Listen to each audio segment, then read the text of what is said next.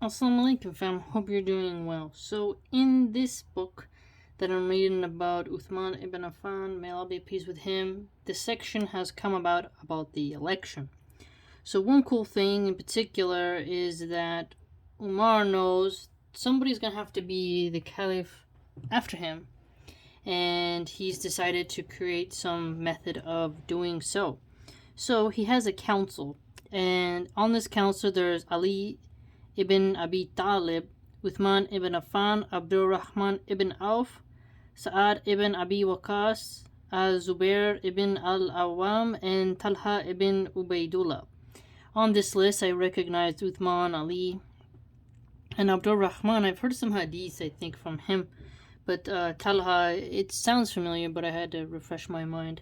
So what's interesting is that there was Sa'id ibn Zayd.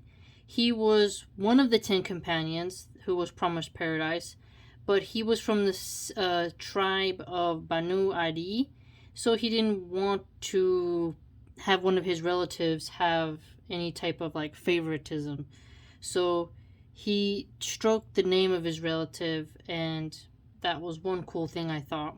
Now, there is this cool point about 3 days. So it's like there's 3 days and there's going to be a vote, and because they're going to make a really important decision, the 4th day was going to be the day they'd have a leader. So then there's this interesting point here about the votes required for the position, and there's a hadith that says Ibn Sa'd has narrated through a trustworthy chain that Umar said to Suhaib, "Lead the prayers for 3 days and let this party remain in a house. Then, once they have agreed on some, strike the neck of any who opposes them." So I've heard this and I was like, oh, okay. It's like they really are focused on unity. So he doesn't want the group to like get disunited and such. And then there is a really, I guess you get from this, very important element of Muslim unity.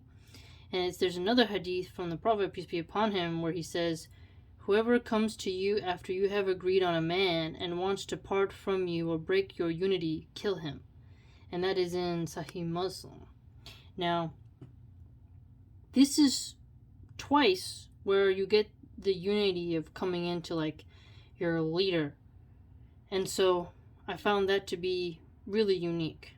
It goes on further here that some books of history said that Umar ordered them to assemble and consult each other, and that if there's 5 people who agree and 1 who doesn't, the head of the one of that person should be struck with a sword. And so it would be the same if there was 4 and then 1 didn't agree. So, it's interesting. It says here it's not authentic change, but at the same time, he says they're from the Shiite Abu Mikhnaf or Rafiqi, and I still think it's interesting because when I hear something like that, it doesn't sound out of the character of Umar, and at the same time, it's like you have it in Sahih Muslim, you know what I mean? So it's interesting because it doesn't seem out of place, I thought that was something I would want to share with you. There was this other part too where he says that Umar said, "You shall lead the prayers during these 3 days." He did not want to instruct one of the 6 candidates to lead the prayer, lest it be considered an indication that he preferred this person be elected. So I thought that was pretty cool. It's like, hey, if you're a candidate, you don't need to be leading the prayer. And that Suhaib ar-Rumi is going to be the one to lead it because he's not one of the candidates. So really getting into the nitty-gritty here about how it's going to happen. And I found that to be quite nerdy. So what do you think, fam? Learning a lot here.